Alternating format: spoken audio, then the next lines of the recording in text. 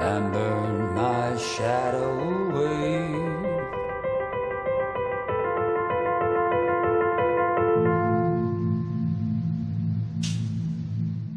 Après l'échec de Superman Returns, enfin, échec auprès des fanboys que Warner et DC Comics écoutent un peu trop, parce que financièrement et niveau critique le succès était là, Bryan Singer a dû se contenter d'un projet moins ambitieux et a dû faire équipe avec un des mecs qui partage son puits d'impopularité pour qu'ils puissent remonter tous les deux en faisant un très chouette film. Et donc naquit Valkyrie, le troisième film de Bryan Singer qui parle de nazis. Mais enfin, le film se passe en Allemagne durant la Seconde Guerre mondiale.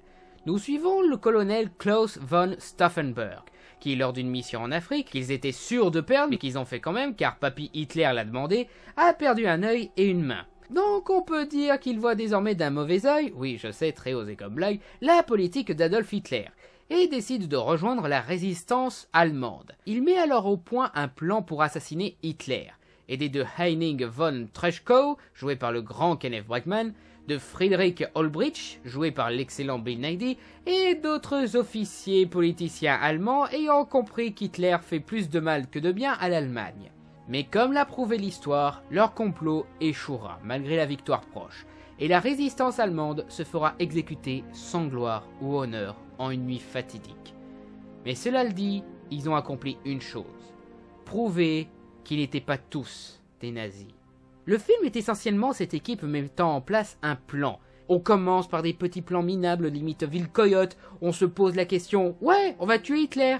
Et après, on met en place un plan de manipulation qui fera que les SS seront blâmés pour ce futur attentat, tester le plan, montrer les idées germer dans la tête du colonel, le voir réfléchir à la situation et décider « Oui, je vais agir contre ça, je vais changer ça ». Au niveau des acteurs... Bon, je vous vois venir. Vous voulez que je me moque et que je dise du mal de Tom Cruise, n'est-ce pas? Vous voulez que je dise que c'est qu'un con scientologue complètement taré, trop porté sur son physique, égocentrique, limite autosexuel et homosexuel refoulé. Ok, donc...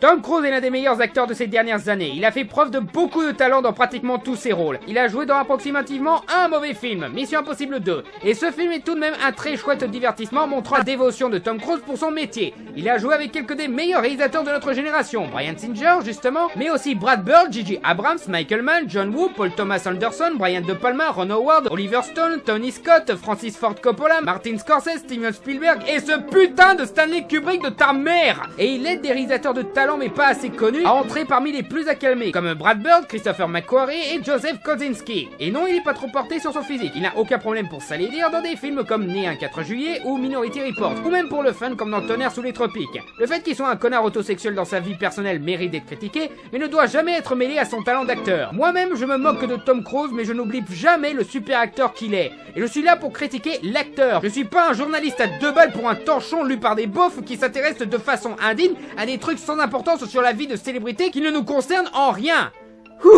Mais enfin, ça c'est dit, Tom Cruise est très bon dans le rôle. Comme pour Brandon Routh dans Superman Returns, Singer exprime les émotions du personnage que par l'image, notamment dans ce qui est probablement mon plan préféré. Heil Hitler! Tout est dit.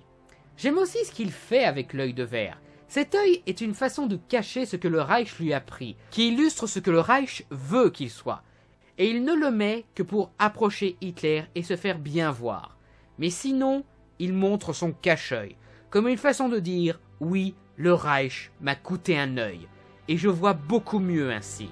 J'aime bien aussi Kenneth Branagh et Bill Nighy, qui sont assez attachants. Ils sont toujours sur les nerfs quand ils mettent un plan en place. Ils croient sincèrement en ce qu'ils font. Et puis... Kenneth a vraiment un sourire charmant. Bill Nighy, lui, de son côté, a un côté inexpérimenté qui lui donne beaucoup de charme. Les autres acteurs sont là pour faire du blabla politique ou du blabla on va tous crever si on se loupe. Mais ils amènent comme il faut ces blabla-là. Et si je devais chipoter sur le casting, ce serait sur le choix du casting pour Himmler. Rien contre l'acteur en lui-même, mais... Kevin West, quoi! Pourquoi personne n'a pris cet acteur pour jouer Himmler? Regardez-les, on dirait des copies. La mise en scène brille à peu de moments. Je vous ai montré la plus belle scène du film. Mais là où le film brille est sur le montage et la tension. On sent la pression de ces personnages qui risquent de se faire choper à tout instant et qui espèrent s'en sortir. On se sent vraiment comme un homme juste dans un empire du mal. On a vraiment envie de se démêler de ce bordel. Nous pourrions peut-être l'ouvrir. Je veux mon pardon. Oui, vous venez de loin, vous devez avoir soif.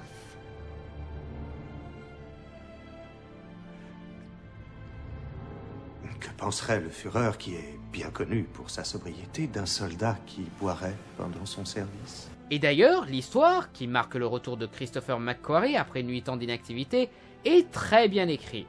Les plans sont suffisamment détaillés et simples, et l'évolution du plan est très bien dosée. Les personnages ne sont pas des plus attachants, mais on sent leur motivation, on sent leurs inquiétudes, leurs espoirs, leurs convictions, ainsi que leur envie d'y croire même quand tout indique qu'ils ont perdu. Même quand Stauffenberg se fait exécuter, il garde espoir qu'un jour son Allemagne chérie soit sauvée du règne d'Hitler et de cette guerre destructrice. Vive la Sainte-Allemagne! Il y a 2 points que je trouve particulièrement malins en termes d'écriture.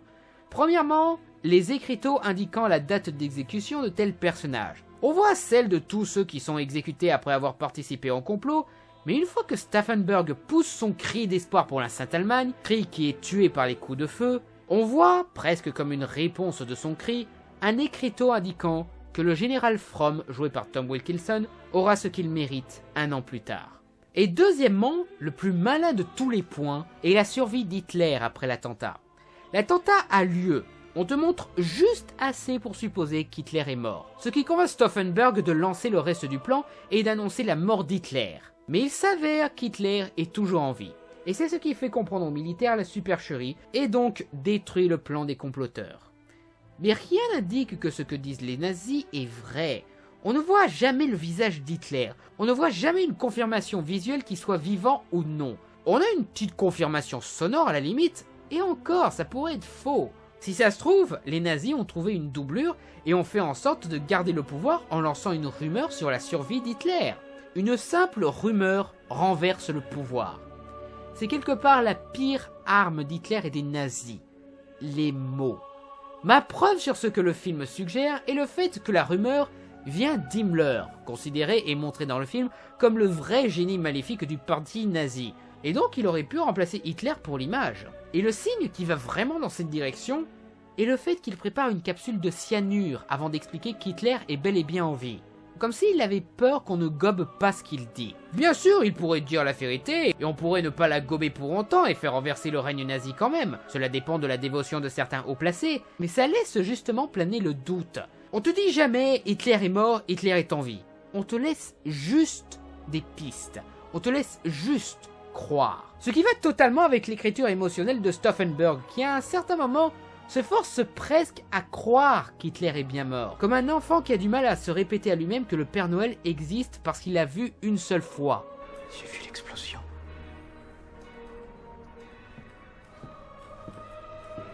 J'ai vu l'explosion. C'est vraiment du très bon boulot. Oh, et la musique de John Huntman est correcte. Pas nulle, pas mauvaise, juste correcte. Bref, c'est loin d'être le meilleur film de Singer, bien sûr, mais il gère parfaitement son thème, ses acteurs et son histoire. C'est limite une leçon sur comment faire un film basé sur des faits réels. C'est pas la première fois que l'histoire de ce complot a été adaptée en film, mais franchement, je ne vois pas comment on pourrait mieux gérer cette histoire. Donc, maintenant qu'il s'est repris avec un film suffisamment simple, on repart avec un bon gros blockbusters demain avec Jack le chasseur de géants et X-Men First Class.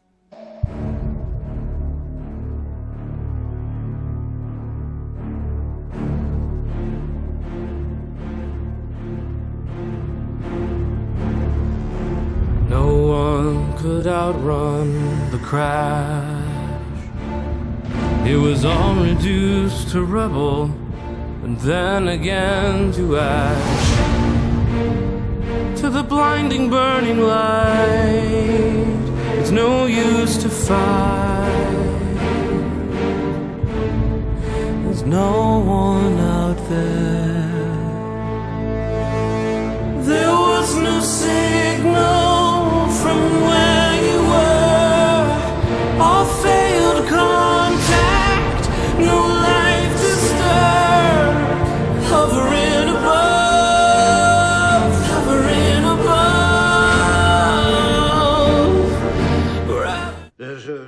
rendrai bien la main, mais j'ai peur que vous ne me la rendiez pas.